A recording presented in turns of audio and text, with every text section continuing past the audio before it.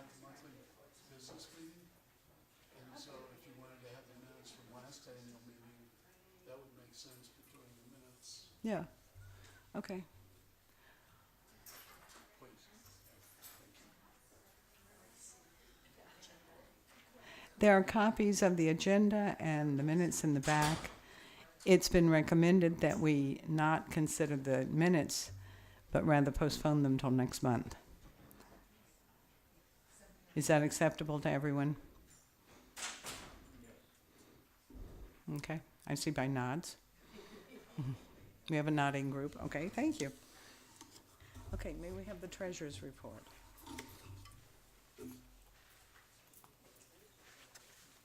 If I can get it open. On the back of the agenda, we have the results for the year. Yeah, well, once I'm, organized. Okay, thank you. We ended the year just short of $70,000 as our ending balance, having started the year at $64,500. Revenues of $51,000 were about $2,000 less than we had budgeted, principally because the 1 and 2 day sales brought in less revenue than we had budgeted. We had one less 1 day sale, and one of the 2 day sales brought in less revenue than we had in the comparable sale the year before. On the expense side, we were able to provide funds to the Albany Library of $39,400. The book sale expenses were higher than budget because we decided to buy the carts and did some work with shelving in the book storage area. And the other category was higher because of the expenses that the Friends incurred supporting the retirement party for Rodney Davis. We show the budgeted amount that the board approved at the September meeting. Is there any question that I might try to answer?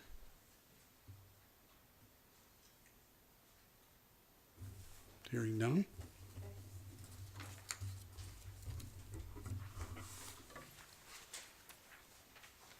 Is there a motion to accept the treasurer's report? Carol moved. Is there a second? And Hank seconded. All in favor? Any opposed? Thank you. Let's put the elevator update aside and have the election of officers next. The nominating committee chair, would you please come let us know?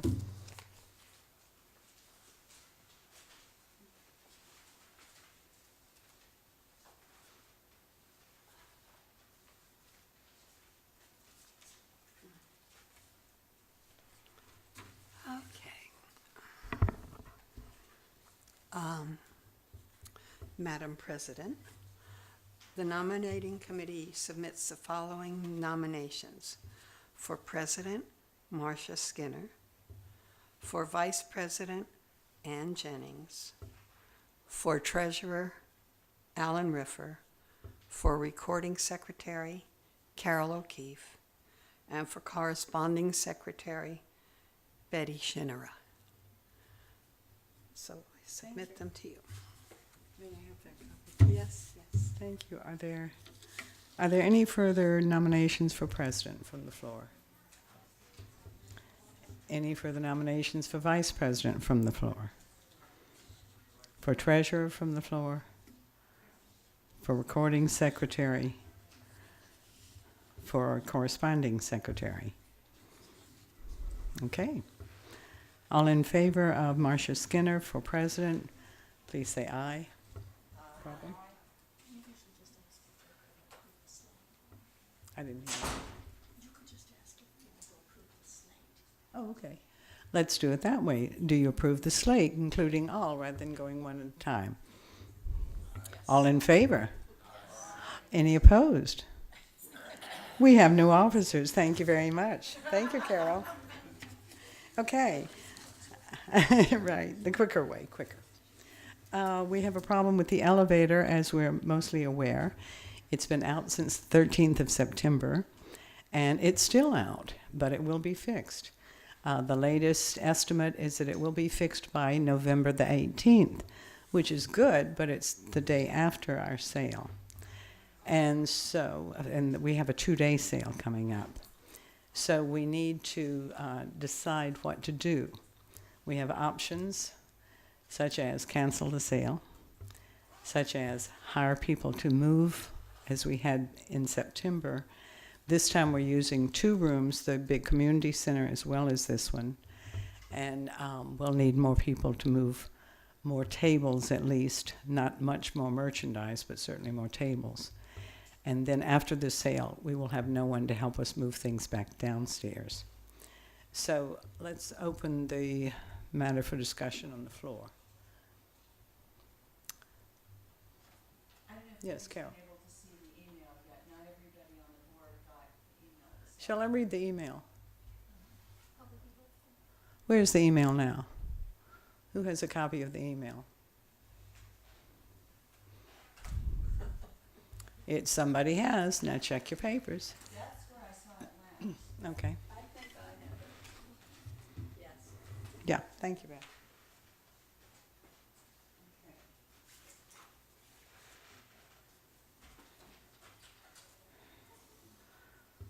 Okay, I better put my other glasses on.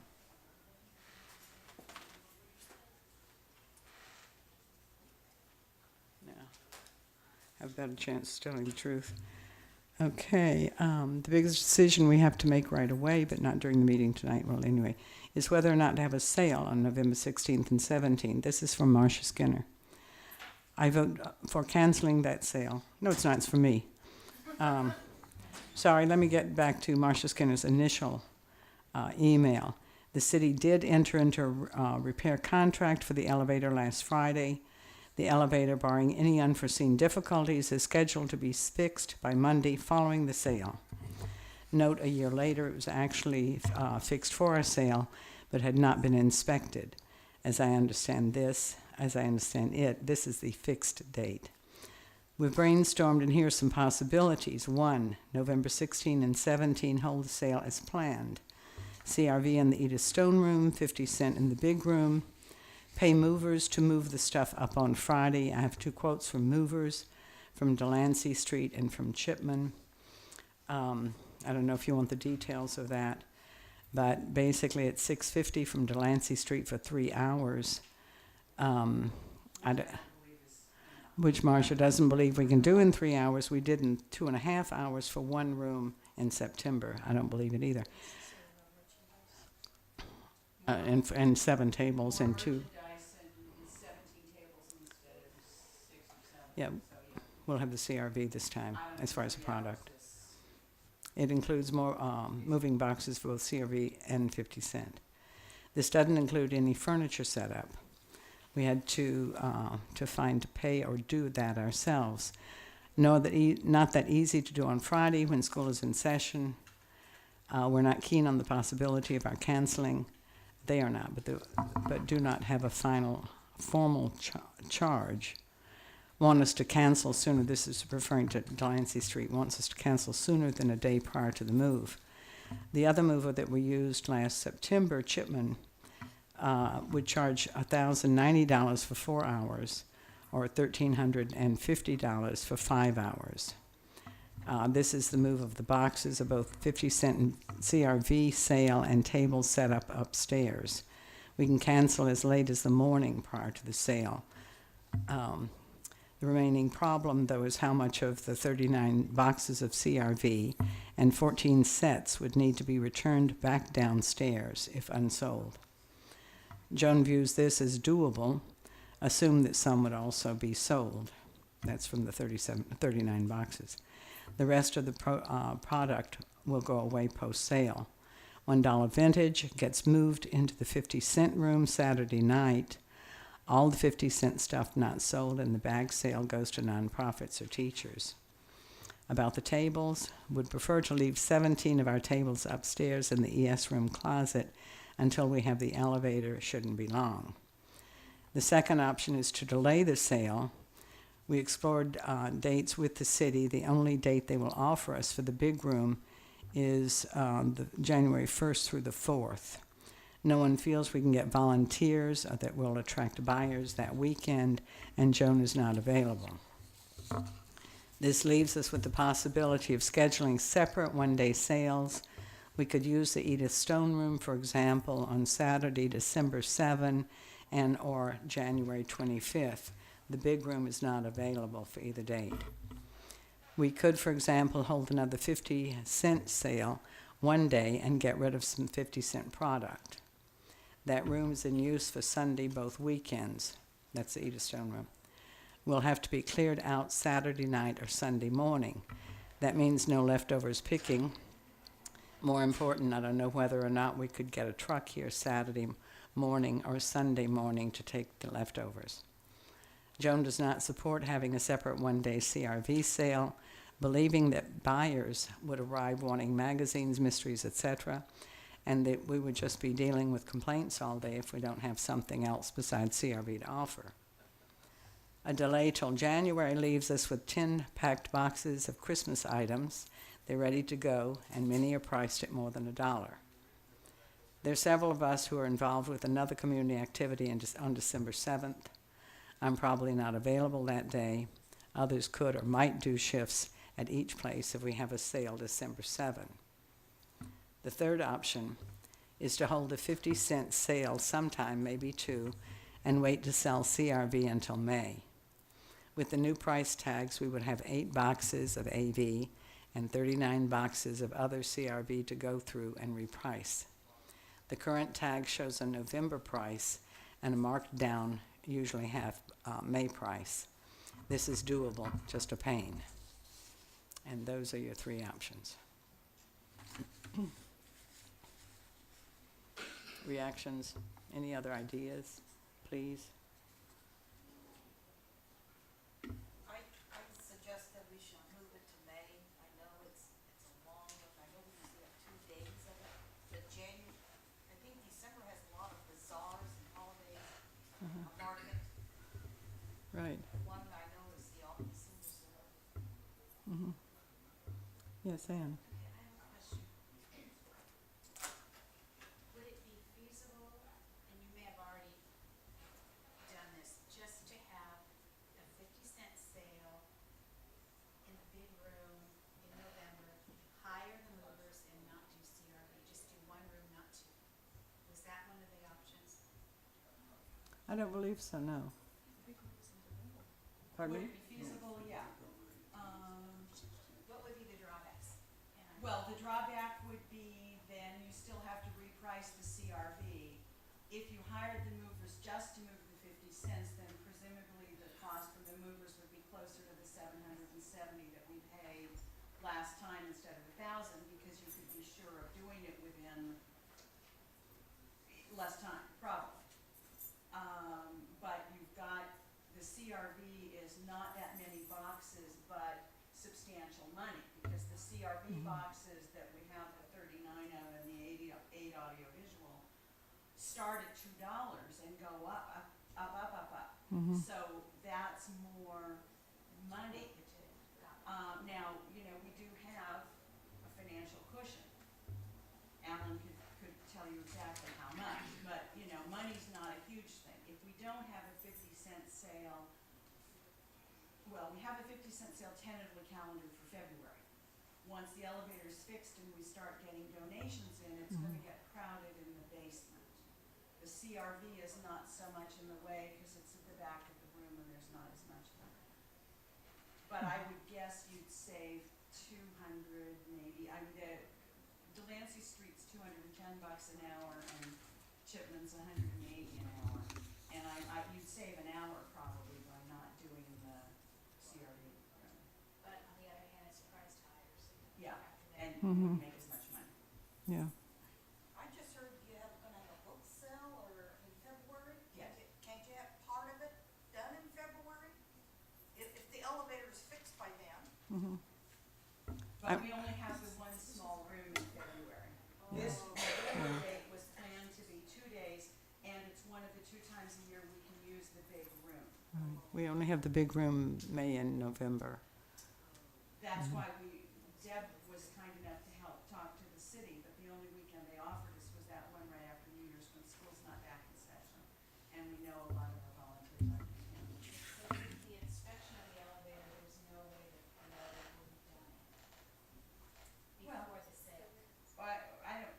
I mean, all we can say is the city's not promising anything earlier than the Monday following the sale. A year ago, when we had a sale, they kept pushing beyond their initial promise, and it wasn't done until Tuesday after the sale, when it was supposed to have been done before the sale. So that's obviously why I asked both movers about, could we cancel? Is if the elevator were fixed, you'd want to cancel, you wouldn't want to pay movers if you didn't need them. And, you know, both moving companies would let us cancel. But the city's not dangling a carrot that it's at all likely that it will be done earlier. Marcia, what is the money for the November sale of last year? How much did we It's earn? an Allen question, Oh, not a Allen. Marcia How question. much? 1 moment. 7,000-ish, he can 71, I think. Yeah, thanks. What One was second. that? more than a $2,000 50-cent sale, you know, but he can. Yeah, I Yeah, just wondered, Marcia, because it might be worth it to time out. spend $1,000 to do that. the 2-day sale in November 2012 was $4,400. 4,400. So having the movers would bite quite a bit into that, assuming we would sell no more. Any other ideas? Carol? Well, I think, forgive me for turning this way, Yeah, but it's either you please. here or everybody else isn't here. I think we should go ahead and have the movers and have the sale the way it's been scheduled. And that's because, as Marcia indicated, we have the money to have the movers. What we don't have is the space downstairs.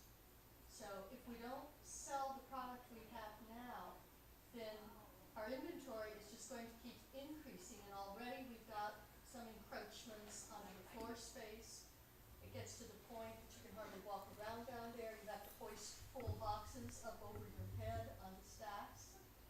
And I mean, a large part of the motivation for us having frequent sales is because we run out of room to do our work and store our materials. So, if we were short on money, it would be a different story, but we're not short on money. So I would say also we should explore asking the community center employees who work there for, I forget what it is, $10 or $12 an hour, if they would do the tables for us.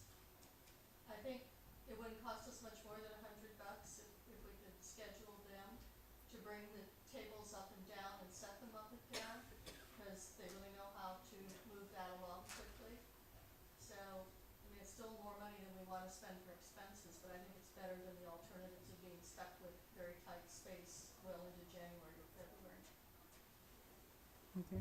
But what about things that are not being sold? Who's gonna bring it back down, the movers? We usually give away most of the things that are not sold. If they haven't sold, they're not gonna sell later, why should we try and sell them again? Except for the CRV.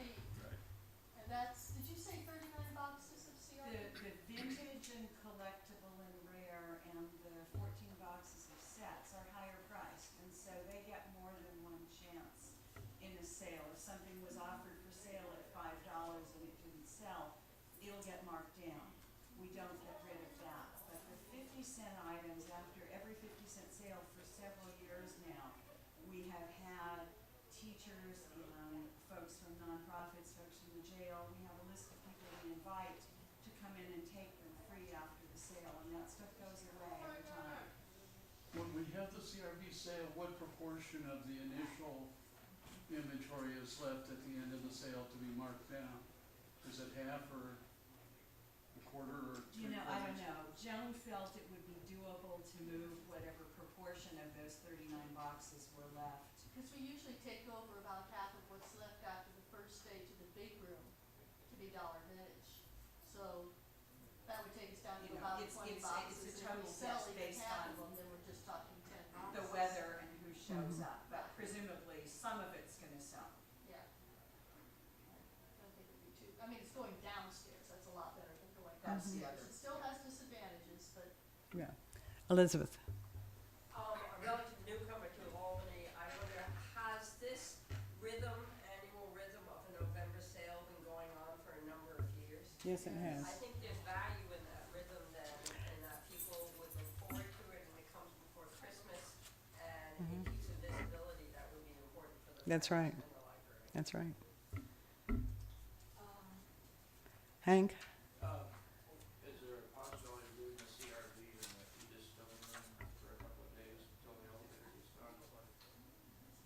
And then move it down and the elevator's completed? they'll have to change. We could leave it till Monday if it really were gonna be fixed on Monday. By that time, I'm sure we'd have a better idea than we do now. We wouldn't be able to leave it past midday Tuesday. Because we're committed to having the room clear for them by the Tuesday tutoring, that's one of the things we pay for.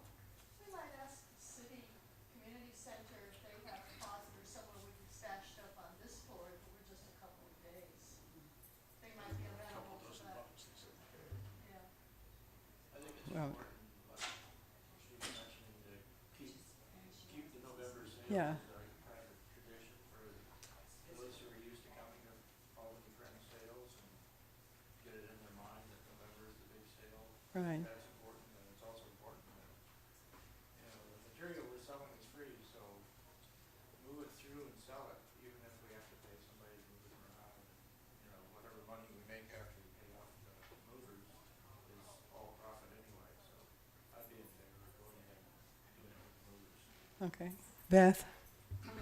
Are the movers aware that the big room is twice the size of this one and has at least, I don't know how many tables, 1, 2, 3? I counted the boxes and weighed, Jen and I have always threatened to weigh the boxes and we never wanted to do it because we didn't wanna know how much what we've been lifting weighs. But I weighed 3 white boxes and 3 Avon boxes and some crates and 3 magazine crates, and that's what the quotes are based on, is 7,800 pounds of this and umpty pounds of that. Yeah. Okay. I'm inclined to go along with Carol's recommendation.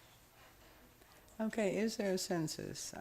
We have, if we're going along with our 3 options, still to have the sale as is, using movers, sticking with our dates, which are established dates, November 16 and 17. And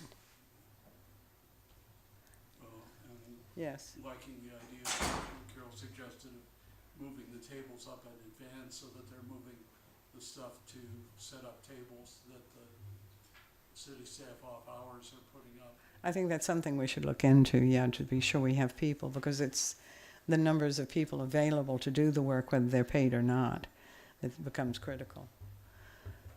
Are you ready for a vote or a decision? Do we need more discussion, or what's your pleasure? Beth? Is there any extra work involved in getting ready for the sale? I mean, how much extra work is involved getting ready for the sale versus a one-day sale? Is there any? Well, we have to plan to find the tables and where they are going. We have to be sure we have enough product to sit in the big room. We have a variety of, Will be okay with product? yeah. Oh, I think we'll be okay with product, yeah. Okay, is there, we have about 2 minutes. Is there consensus in the room as to whether you would like to have, those of you who would like to continue with the November sale, would you respond by saying, waving your hand? Let's do that. I was working at the door. Yes, if you're in favor of continuing as is with the November sale with help and checking on other help with the city, please raise your hand. And paying the movers, yes, please raise your hand if you're in favor. Okay, if you are opposed, I think the ayes have it. So we're counting on a November sale as is. We don't have to change any plans for publicity, but we do have to do an awful lot of work, and we're going to be depending on all of your help for that. Also, if you would like to sign up, if you're not a member, we have membership papers in the back. You can fill out. I'll lend you my pen. And thank you very much. We conclude the business section. For a cold drink and a cookie if you want, while we get Grab lots of cookies. presentation loaded here. Thank you.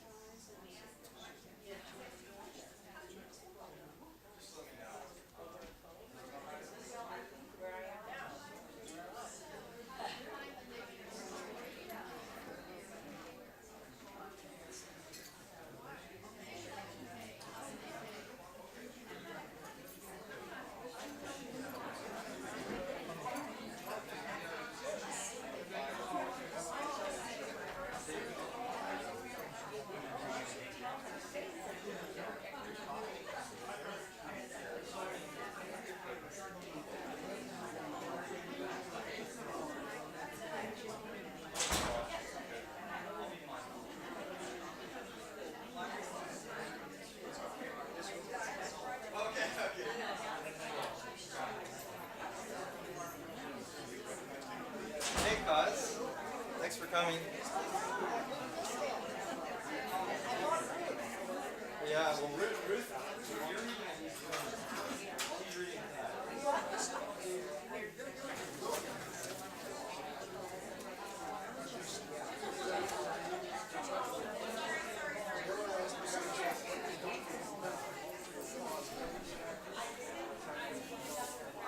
Toru. It's a Toru character.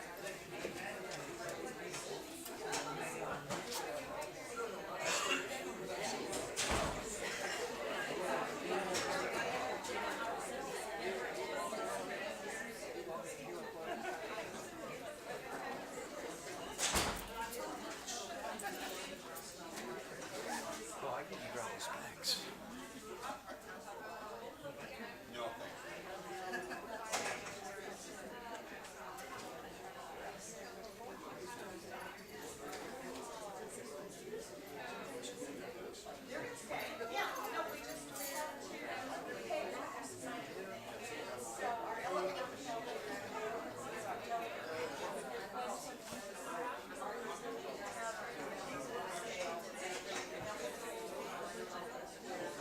We're done carrying.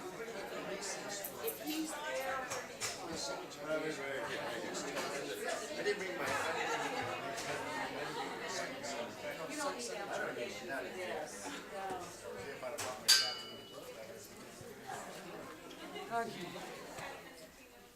You're gonna wanna sit in a chair to talk, or what are you gonna, sit here? What are you gonna wanna do? She will use the mic. No, but while she's Oh, you're I think talking, you should just you've sit got in a front spot. there. Okay, Yeah. Thanks, Mark.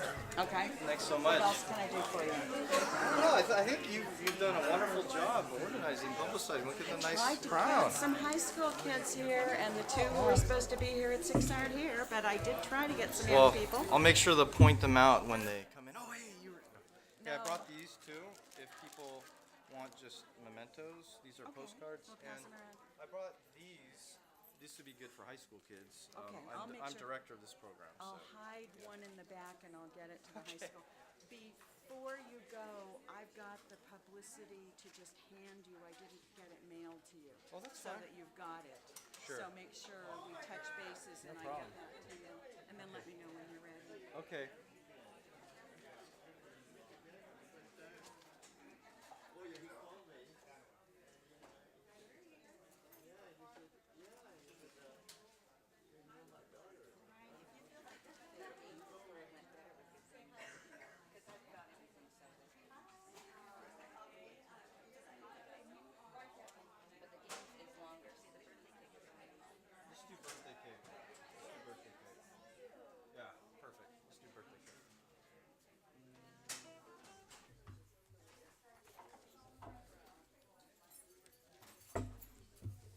What's up, brother? You okay? You good?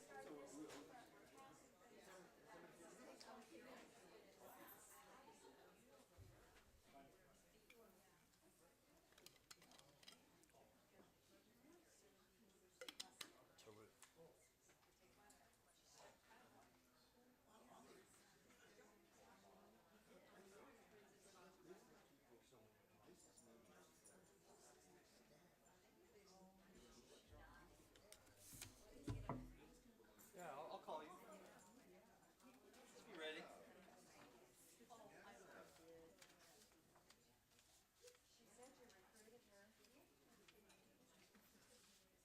Ice water, Pellegrino, are you okay, just talking?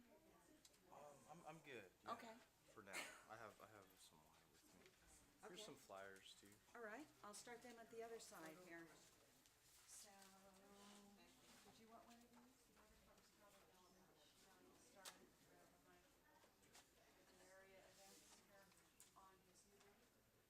Start behind an area events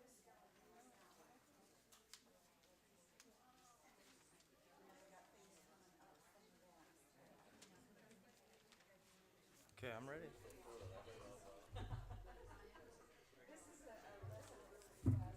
What book? Oh, beautiful. Great. Yeah, you should show that. Yeah.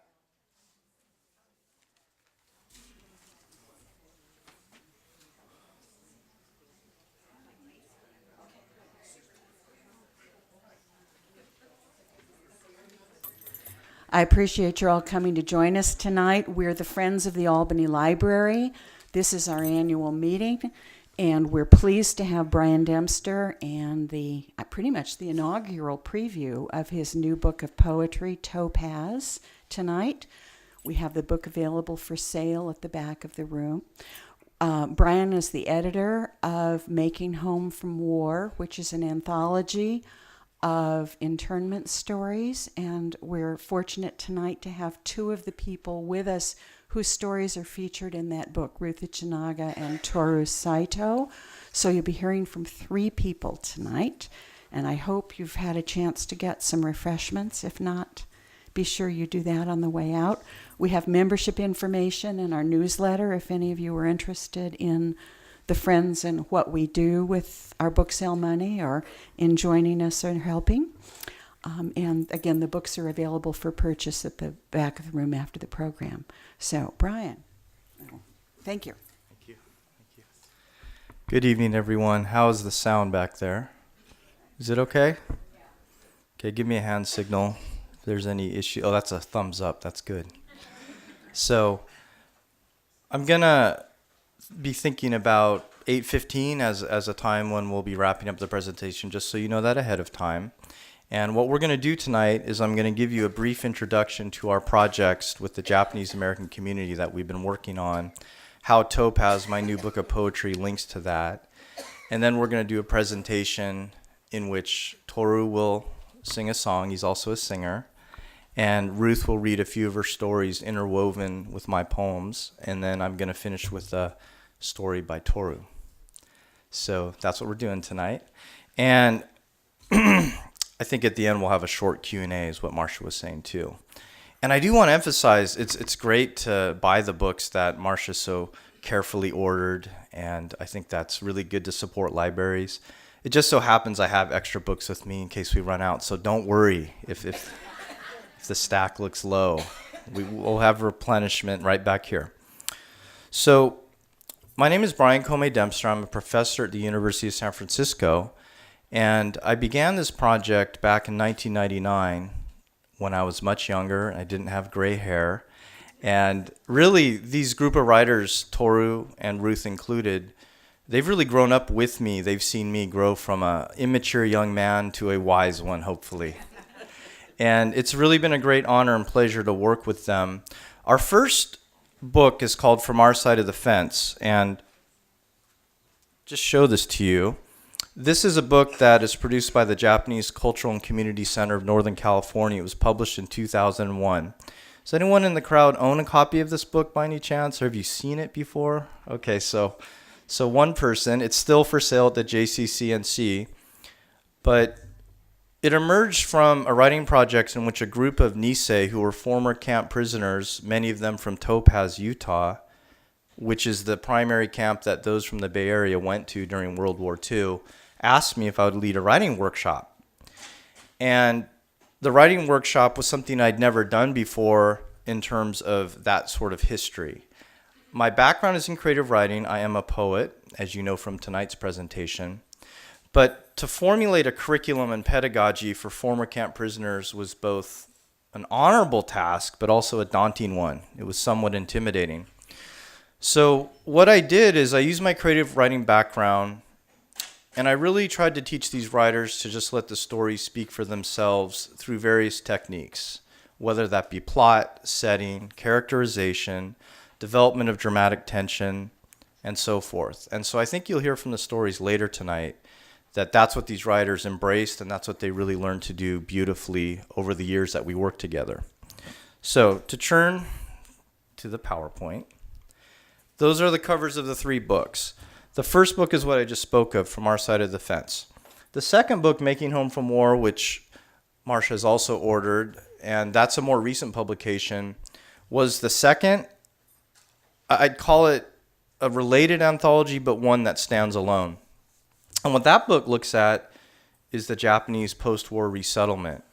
And that, historically speaking, is roughly 1945 to 1955, that time period that follows World War II, when the Japanese-Americans are released from the camps with little money, $25 each to be specific, hardly any belongings, essentially what they could carry, and really directives from the War Relocation Authority to just blend in, to not make waves, and to just be good citizens, right? So that you could avoid racism and prejudice and all these sort of things.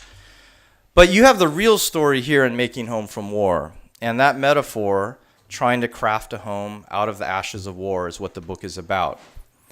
And we worked on that book from about 2007 to 2011. And thank you so much to Heyday and Malcolm Margolin for publishing that project. And thank you also to the California Civil Liberties Public Education Program that funded both those anthologies. And the second anthology does not end in 1955. What the writers found through the process of writing down the experience of resettlement is that it was also a psychological process. That resettlement, you can't just end it at 1955 and say everything was fine. And so what you'll find in some of these stories, including one that I'll read tonight by Toru, is that it's an ongoing process, it's psychological, and it has to do with attempting to reconcile an injustice that occurred over 50 to 60 years ago with being an American citizen in a country where this shouldn't happen. And so the stories themselves look at that process of reconciliation. And through Toru's story is really about how, as a singer and an artist, he attempted to find a voice through his story and through the expression of singing and writing. This book, My Dog Tenny, is actually a children's book that was based on one of the stories in From Our Side of the Fence. And I think I see Jill Shiraki back there. Hi, Jill. Jill is our project coordinator for all these projects that we've done, and she is really due a great deal of credit for keeping our project alive and sustained. And she's here tonight, and as usual, is humbly sitting in the back, pretending she's doing nothing. But the flyers that are being passed around, she designed them for me. I didn't ask her to do it. She simply sent it to me today. And in her gracious way is always giving and generous in this project. So Jill was more involved in My Dog Tenny than I was, but that was just an outgrowth of the project. And this then is my book of poetry I've been working on simultaneously over this entire period of time. So I, as a sansei, does anyone know what a sansei is? Anyone? I don't mean this to be like a test. What's a sansei? Very good, very good. So when I say Nisei, I'm referring to Toru and Ruth, right? Are you Nisei, right? I'm just making sure. Yep. And Toru technically is a sansei. And Jill is a sansei, and so am I. So that just means that I was not in the camp. Many of the sansei were not in the camp, although some were. But I'm born out of that legacy. And my mother was in Topaz as a 1.5-year-old baby. My aunts and uncles were in Topaz. And my grandfather was in separate Department of Justice camps. He was a Buddhist priest, Archbishop Nitinashita. And I see Joan Suzuki. Hi, Joan. And she teaches flower arrangement at our church still, and that's the same church in Japantown where my family was uprooted from back in the 1940s. So, you know, they've gone through the process of resettlement along with the rest of the community. So this book, Topaz, it's about the camps, it's about the silences and memories and fragments that were passed down to me, but it's also about other issues that are connected to that. And for me, that was the reconciliation of issues of race, gender, power, sexuality even, and how those all clashed, how those all interwove, and also trying to understand something that my family didn't talk about to me until I was over 20 years old. So this was a story that I didn't know about until I was a young man, I'll say that, as an undergraduate at the University of Washington. So I guess I see this as part of the continuum, but also adding my own story into the mix of the other stories that I've helped bring out from the Nisei community. This final phase of the project is collecting Nisei stories, a project website. And I know Toru will attest to this, that the main goal of this project is to get other Japanese Americans to tell their stories. And what we realized about the books, as important as they were, is that there's only 12 people in these books. What about the other hundreds and hundreds of stories from Nisei that will be lost if those Nisei pass away? And Ruth Ichinaga, who's sitting right here, and Kazi Wahashi were participants. Are there other Collecting Nisei Story participants tonight? I thought Michiko Uchida, is she out there? Okay. Well, actually a lot of them are from Berkeley. So I'll just see if you're being shy. Okay, I'll find you. But we ran some workshops in Berkeley, and we use these books as models, and Jill, again, helped us. And what it allowed for is for a broader outreach, a broader collective storytelling process. And Toru even sat in on those workshops to talk about, look, I'm a Japanese American. I thought I couldn't write my own story because there's this sense that my story is never going to mean anything. I don't know how to write, you know, all that stuff. And once you cut through all that, you'll see that everyone can write a story and everyone can write a powerful story. You just have to let it happen and to learn some techniques and then to utilize them.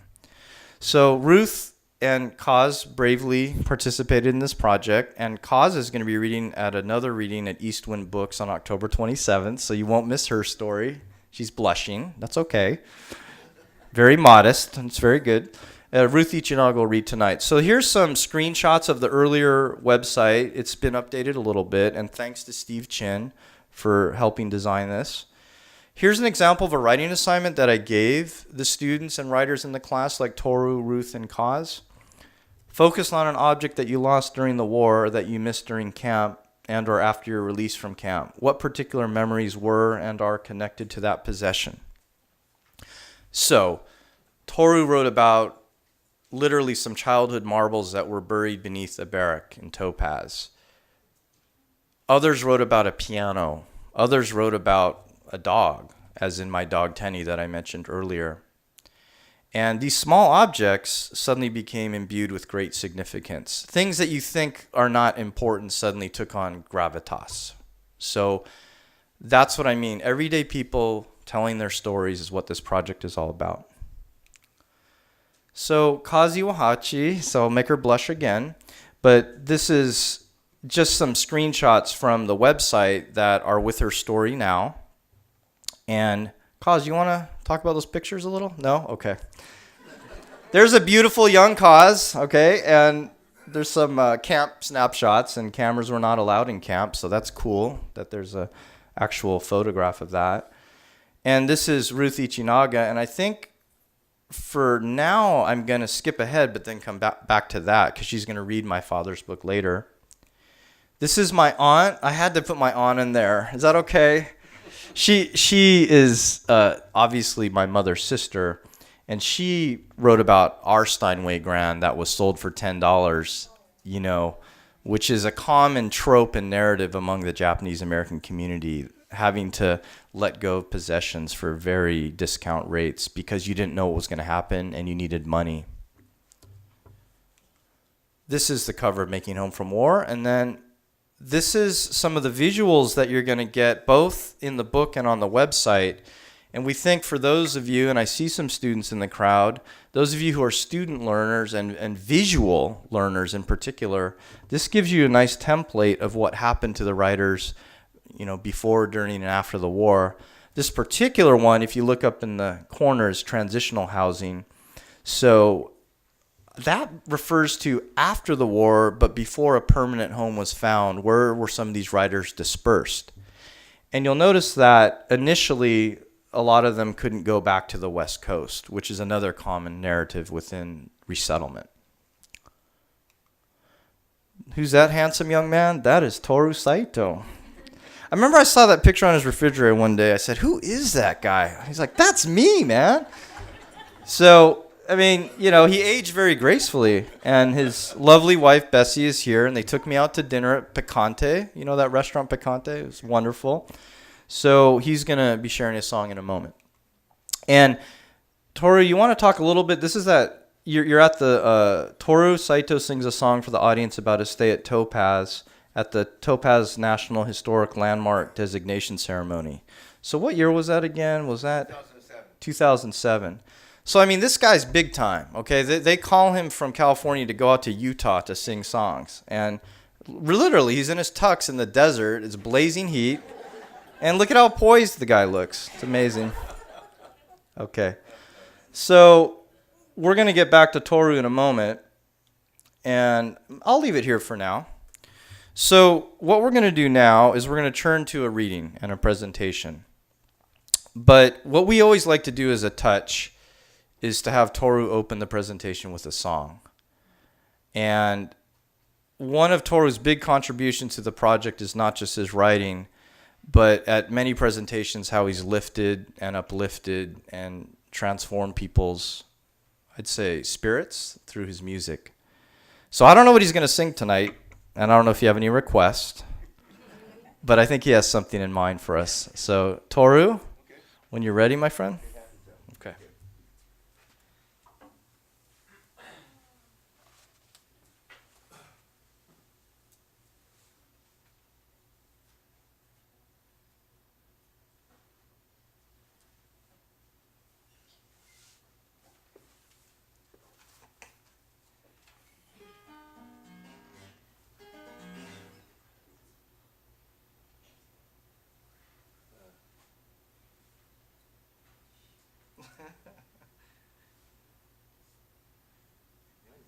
Creating suspense, this is anticipation. Usually I have my guitar player to come and play, but being this is a low budget gig.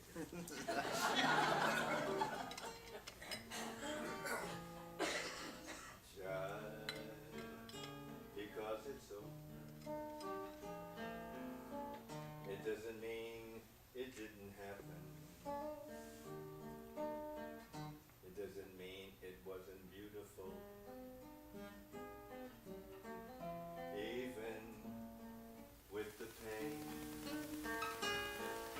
you're lovely to remember.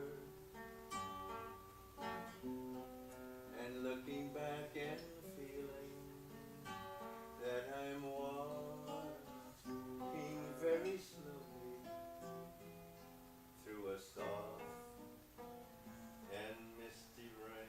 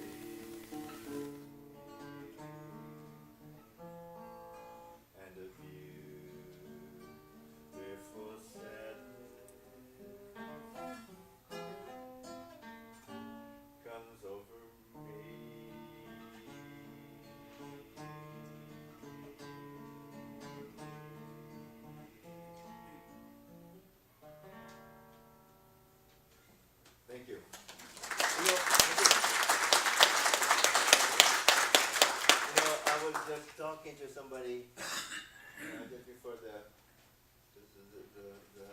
program tonight, and I used to be a very avid churchgoer back in the old days. And I was talking to Julia, and Julia was a piano player, still is.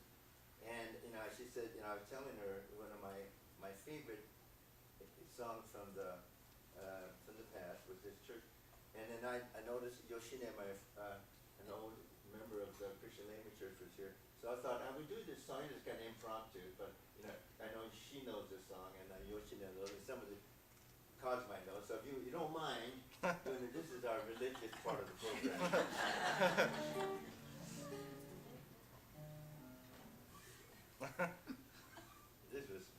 We're not supposed to do this stuff. When we walk help me out, in the light of His word, what a glory we share on our way. When we do His good will, He abideth in us, and with all who will trust and obey. Trust and obey, for there's no other way to be happy in Jesus than to trust and obey. That's first. Then in fellowship sweet, we will sit at His feet, or we'll walk by His side in the way. What He says we will do, where He sends we will go. Never fail, only trust and obey. Trust and obey, for there's no other way to be happy in Jesus than to trust and obey.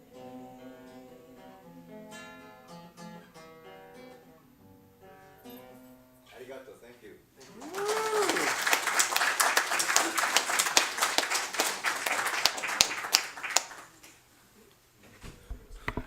I can't follow this. The bar has been set too high. Thank you, Toru. That's wonderful. So I'm going to read the opening poem from the book. The book is called Topaz, and the opening poem is called Topaz. Do you all know what topaz refers to? What is it's a stone, but it's also the camp in Utah that many Japanese-Americans were incarcerated in. So it has that dual meaning. I am the prism refracting your prison. My ancestors, the jewels set in sand. Through facets, I etch memory. From crystal, my lines are cut. The next poem, then, is about a younger version of me, and of course all poetry is a blend of imagination, fiction, and some reality. But this imagined scene is based on an incident where I was driving across from Michigan to the West Coast, and I passed through Utah, and I saw my gas gauge was getting very low. And I saw a sign, it said, no gas for 200 miles or something like that. And I thought, am I going to make it? And I went for it, and it started to get really surreal. It was really hot. I had no air conditioning. And I started to see things. At least I think I saw things. Maybe they were real.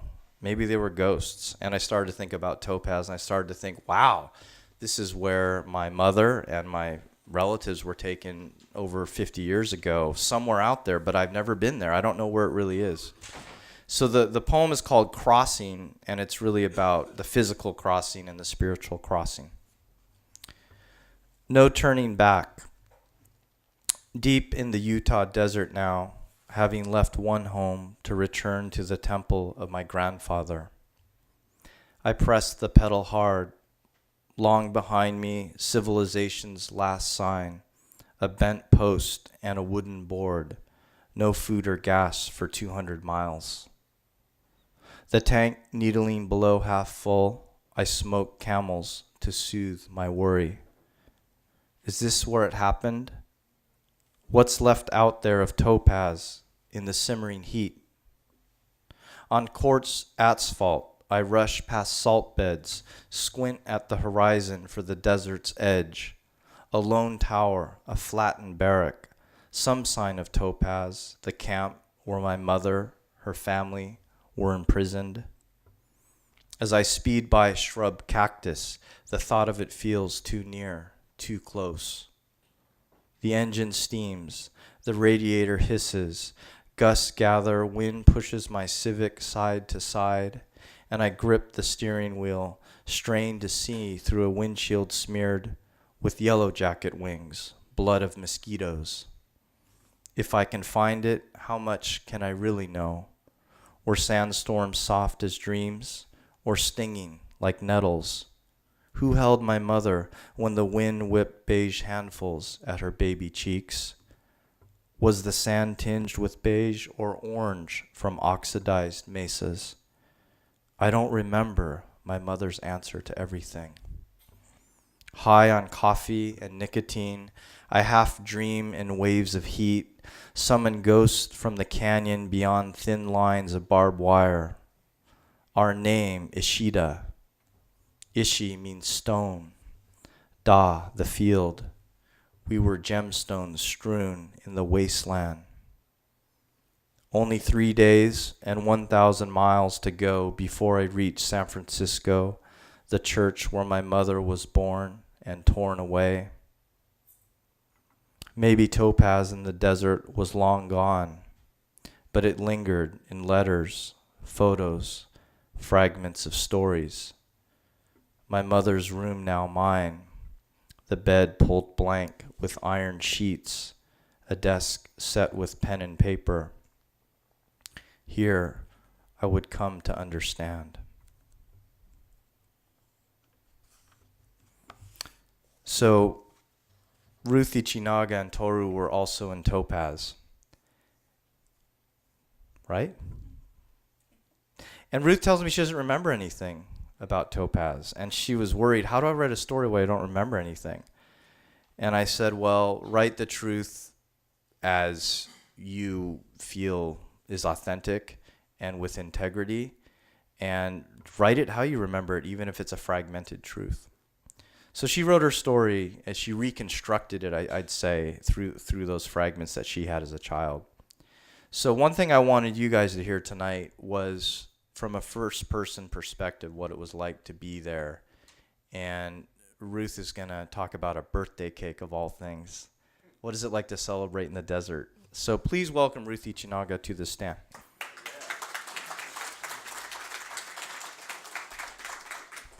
Let's see how this is. I guess that's okay. Is that good? I think so. Okay. Okay. My piece is called The Birthday Cake. My sister, who left camp to attend Brigham Young University one day, came back to visit us in Topaz. She brought me a birthday cake. What a wonderful surprise, I thought to myself. Thank you, I blurted out and jumped excitedly up and down as my mother opened the box to reveal a round chocolate cake with white frosting and the words, Happy Birthday, written across the top. I don't remember any other decorations. The gift of the cake and the anticipation of tasting it was all I had in mind. My sister also brought me a small can of hard candies, shaped and tasting like different fruits, such as strawberries and oranges. I invited my girlfriends in the block to enjoy the cake and candy with me.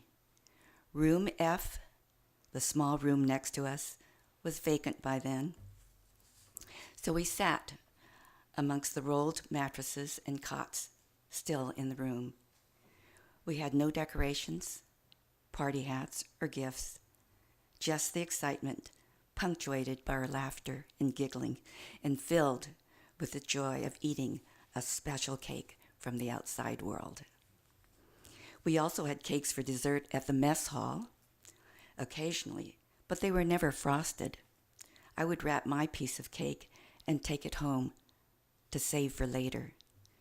I either forgot it for a couple of days, or I intentionally waited a few days before eating my stash. The stale cake soothed my craving for the crunchy, cookie-like texture, and I ate it slowly, savoring each bite. I think on what college must have been like for my sister, who was probably only 18 or 19 years old.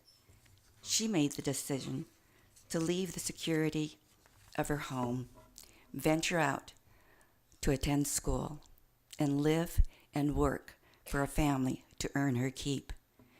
She had so many new things to contend with, all at the same time.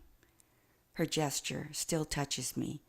As young as she was, and with other concerns, she generously thought of bringing a birthday cake for her little sister. Now at times, I run across cans filled with fruit-shaped hard candies that bring up memories of that very special time.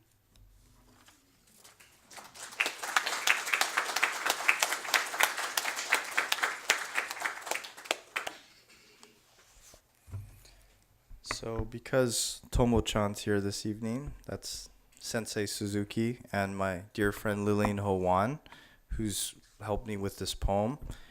And I want to share with you my grandfather's experience. And he was separated from his family for 4 years or so. And he went to various Department of Justice camps, as I mentioned earlier. And they only communicated through these letters, which were censored and blacked out. So imagine being physically displaced and separated from your loved one for that long. And this is my imagination and memories of him as a child, and thinking about what the trains meant, the trains that he boarded and the trains that I saw. And my grandfather's name is Archbishop Nitti Nishida. As I mentioned, he's a Buddhist priest. And this is his story and our story. It's called Your Hands Guide Me Through Trains.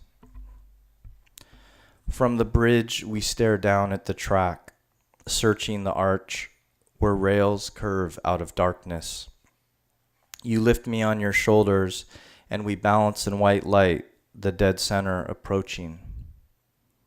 The whistle blows, a rumble climbs through the bones of your feet, through your legs and hands into mine.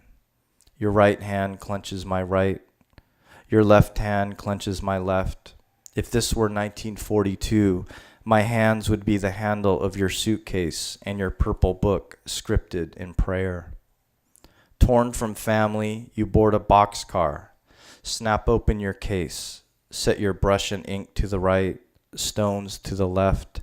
Paint your own sea and coast as the plains, grass, and ironwoods rattle by. You dip the brush in each camp and each barrack. Fill the paper with kelp and jellyfish, pebbles and shells. Tape the sheets side by side. And when it grows dark, you draw tracks leading to the edge of the tide. Asking for water, your hands unclasp and cling to the wires as men rip the sash from your back. A rifle butt knocks prayer loose from your throat.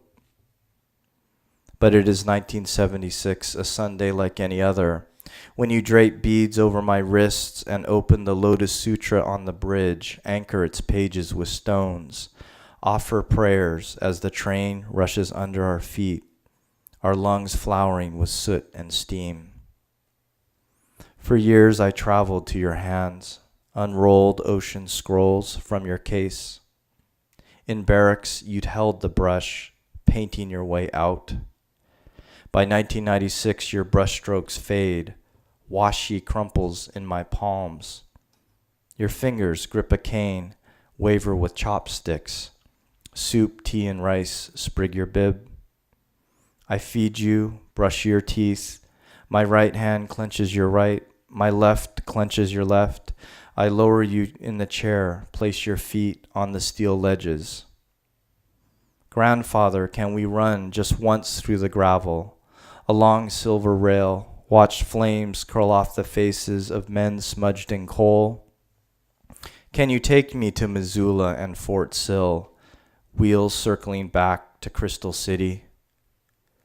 We arrive at the church where you live, and I wheel you past rows of empty chairs, drape the sash over your back, strike a match, light sticks of incense. Your hands guide me through the years like a black iron rope, into the orange glow, a tunnel of smoke, pages returning us to the shores of our home. So Ruth is now going to read her second story, and it's also about someone who meant a lot to her. And my grandfather was a calligrapher, and this is about her father's book, and I think she brought the book with her. So, this is it.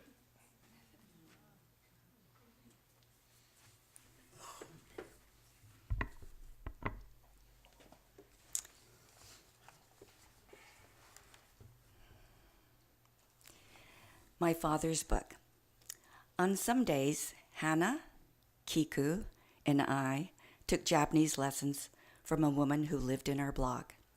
In Berkeley, Hannah lived on McGee Street, right around the corner from me. I didn't know Kiku until we met in camp, and after being released, we remained friends, attending the same high school and church. In camp, our Japanese class was held outside on our teacher's porch, which was supported by a couple of stairs. A pallet of wood, the porch was worn gray from the ravages of nature, the hot sun, the wind, and the sand in the summer, and the snow and rain of the harsh winters. We read from grade-level readers, as well as practiced conversing in Japanese. Hannah tells me that our class was held in our teacher's home. She remembers the room and neatly stacked books. Of course, that makes sense, to have class indoors. However, I don't see the room or the books in my own memories. My father borrowed one of the readers and made a copy for me. While we sat on the weather-beaten porch, taking our classes, he started on the arduous task of copying each page of the borrowed book. He folded thin white sheets of paper, similar to tracing paper, and wrote on both sides of the fold to form a page. The first couple of pages were written by him in black ink, and then the rest were in blue ink. I don't know if he used a fountain pen or another type of pen. The script is quite neat and legible, and testament to his considerable time and effort. I remember seeing him bent over the pages in deep concentration. He must have traced the pictures which are drawn with pencil. Most of them are colored lightly with color crayons, mainly in green. After he completed copying all the pages, my father made a copy for the reader from what looks like a cover of a children's magazine. He pierced the pages and the cover in 4 places down one side to make the spine, pulled string through the holes, and tied the pages together to make the book. Where did he find tracing paper? The back cover is torn and the pages have yellowed, but I deeply treasure this precious book. I hope that I express my gratitude to him for his effort, for the time and love he put into making this book for me. As I look at each page, I get a sense of his mood from the level of pressure exerted on the pen, the evenness of the rows of his writing, and the size of his script. I'm glad he was able to find something to do that engaged and delighted him.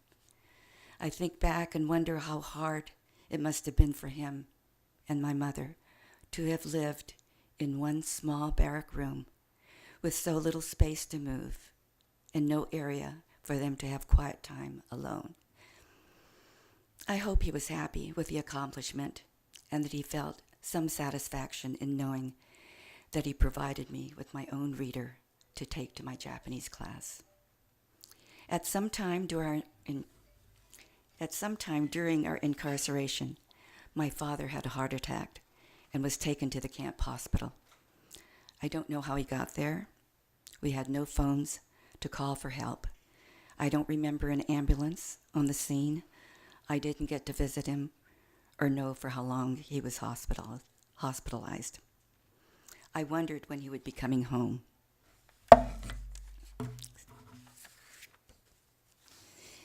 After a few weeks, my father finally did come home, and I was grateful to have my father back and have him listen to me, read from the book, the same book he had made especially for me.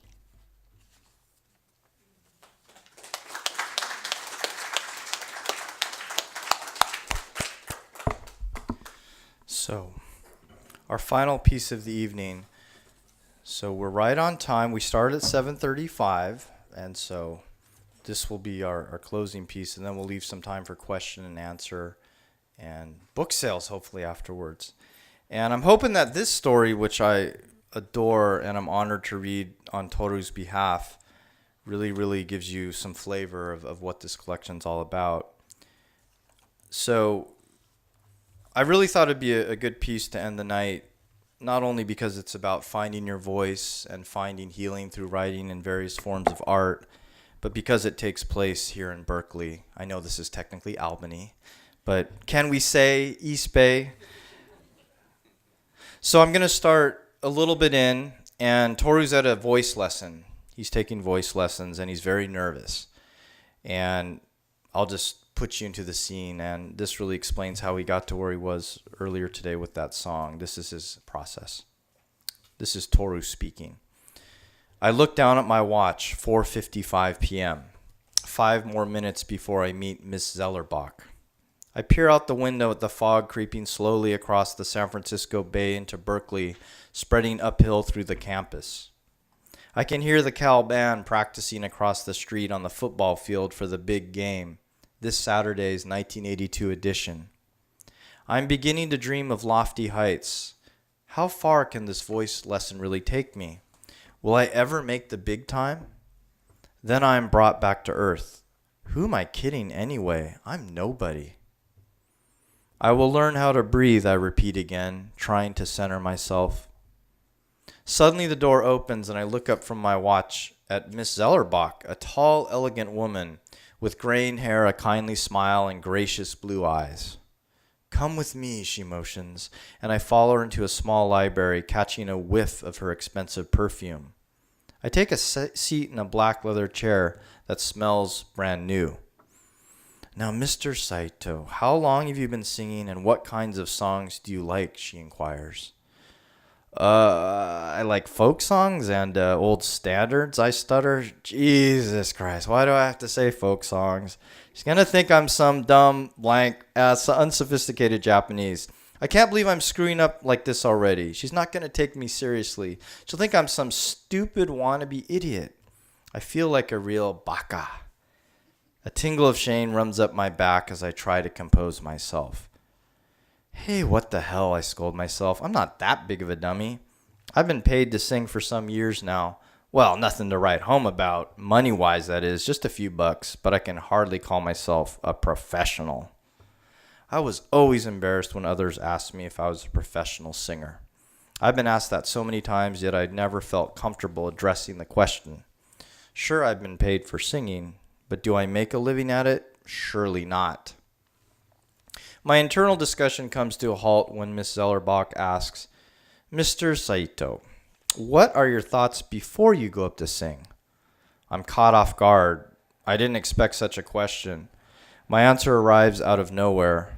I say to myself, I'm no good. I'm nobody. I'm going to make a fool out of myself and people will say, who the hell does he think he is?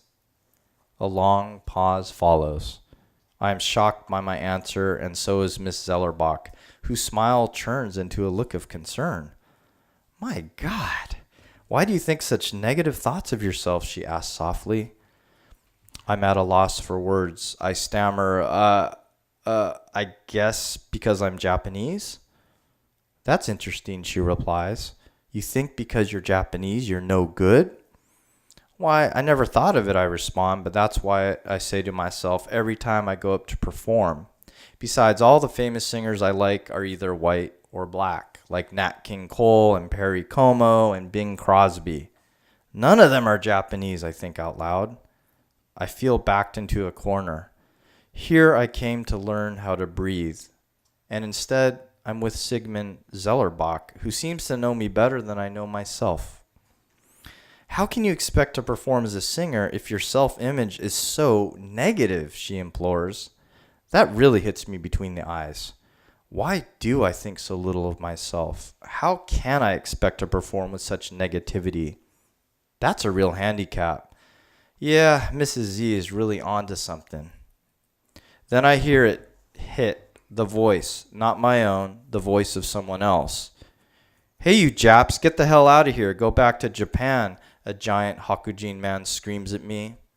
Moments before, we had been spinning our tops on the sidewalk, the smell of dried fish and sweet pork drifting across the streets from Mr. Ogi's market in San Francisco's Japantown. Don't go playing past that garbage can, Akiko, our big sister, had warned, pointing to Mr. Kami's overflowing bin by the curb. Out of nowhere, this man had driven up, stopped his car, got out, and screamed at us at the top of his lungs. For a moment, I stood frozen, scared to death of his bulging eyes and yellow-stained teeth. Then I turned, ran, and flew up the front stairs of our house, slamming the door shut behind me. Mama, a big Hakujin man just called us a Jap. What's that? I asked, gasping for air. Mama said nothing, but hurried to the door and locked it. Stay inside, she warned. Don't go outside anymore because it isn't safe. Anymore? Don't go out anymore? That gave me goosebumps. It was December 1941, a few days after Pearl Harbor. The seed had been planted. The outside world was no longer safe. Even though that happened 41 years ago, I realize nothing has changed. I'm still the little boy in front of his house, unwelcome in his own country, the voice of the man stuck in his head. If I'm not allowed to have a place here, who the hell am I at this age to think I deserve the spotlight? If I'm Japanese, how can I become a whole person, a worthy human being?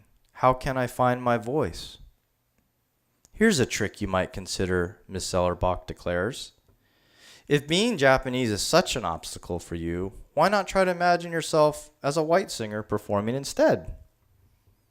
Instantly, a huge weight lifts off of my shoulders. Being Japanese has been such a heavy burden. I look across the room at Mrs. Z, the smile returning to her face. Her blue eyes sparkle with satisfaction. She's gotten through to me. I get up from the chair, grab my jacket, and write her a check. She pats me on the back and sees me to the door. As I step out into the cold fog, I hear the band louder now. The trumpets are screaming to the Cal fight song. Yes, this trick will work for now, but who knows? Maybe one of these days I'll really make it, not as a Japanese who pretends to be white, but as a proud Japanese who can let go of the trick and be his own singer.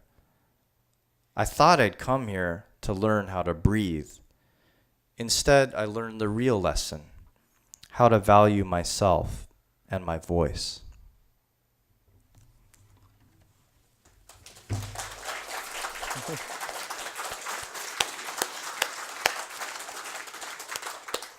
So I think we have about 5 minutes for Q&A, and then after that, we can certainly gather in the back and ask questions individually to the writers and to me. So if anyone has any questions for me or Toru or Ruth or any of the other project participants, this is your moment.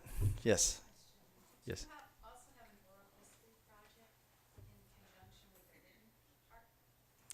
Well, I would say that the greatest resource for that is the Densho Legacy Project in terms of oral histories per se. So if you go to the Densho website, I would say that ours follows in that vein, but that we're more focused on storytelling in a more literary form. So maybe taking an oral history and try to transform it into something a little more creative and memoir-based. But, oral histories are incredibly valuable, and Tom Ikeda and Densho is doing incredible work with that. So I'd encourage you all to check out their website. It's amazing and constantly growing. Great question. Other questions? It's Densho, DENSHO. And Jill, is that www.densho.org? Yeah. If you just Google Densho, it'll take you to it too. Yeah. Oh, good. That's easy. Okay. Oh, okay. Question. Yes. Oh, sure. So, Toru, have you been thinking about that? Sure. Okay.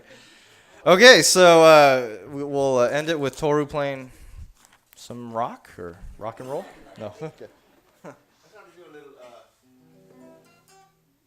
little sing-along song written by Frank Lesser in 1938. You all know this song. Oh, I know this.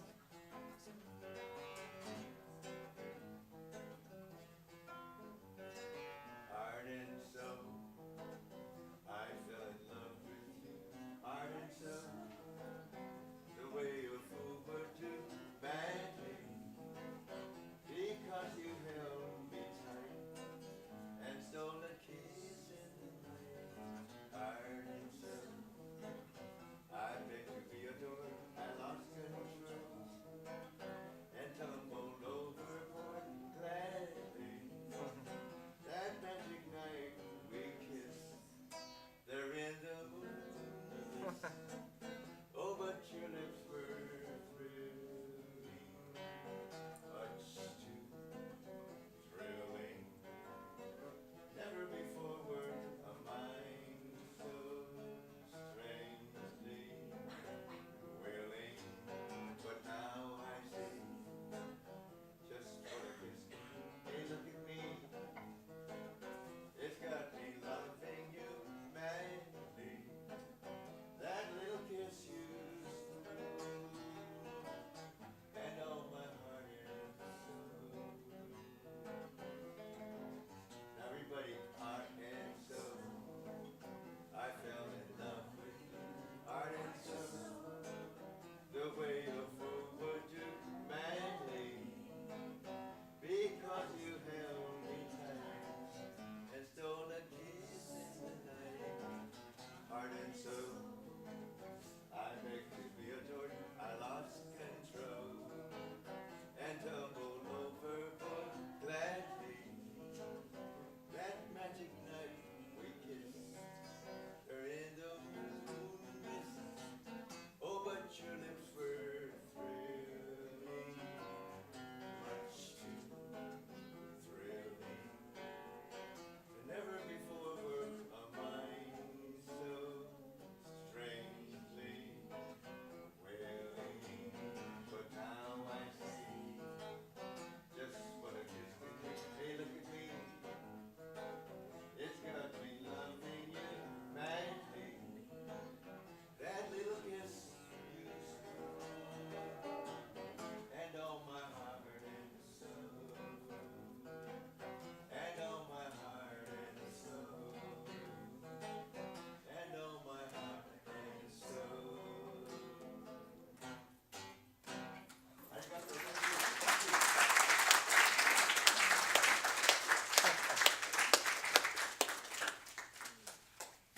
So Toru's for hire, and what are your rates? No, so We'll play for food. yeah. Well, I want to thank Marcia Skinner and Dan Hess. I know that Marcia's put a lot of work, and obviously it paid off. There's an incredible crowd here tonight, and you've been a lovely audience. And I'd like to thank Dan helped us set up the PowerPoint. And again, thanks to Jill and the rest of you for your support of our project. And I guess I'd like to leave with the thought, and you can certainly talk to the writers and me following this, but the thought of, if you know other Japanese Americans or otherwise those who have stories that need to be told, please refer them to our Collecting Nisei Stories website. And Jill, what is the URL on that again? Is it niseistories.org? So niseistories.org.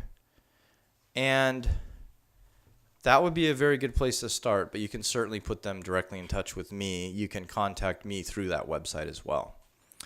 So you guys have been great. It was really, really wonderful to be here in Albany tonight, and I just appreciate all your goodwill and gratitude. So we look forward to speaking with you over the next 30 minutes or whenever Marcia wants to shut it down. So thank you.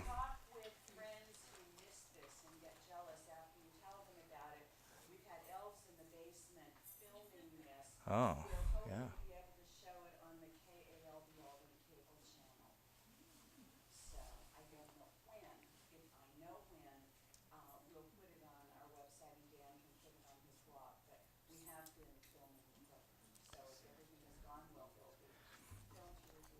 And, while Marcia's mentioning that, if you're on Facebook and you really loved what you saw tonight, feel free to like my Facebook page. I didn't intend on saying that, but the Facebook page actually has all the projects consolidated there. It's not just about my poetry. It's about Toru and Ruth and Kaz and all the collective work of the Japanese-American community. And it's a great way to get the word out. I posted tonight's event on that page, and I know that's why some of the people got the word. So it's a great way to spread the word about the project. And that is on the flyer that Jill handed out. So thank you guys so much. And yes, thank you, cookie bakers. Okay, wonderful. Okay.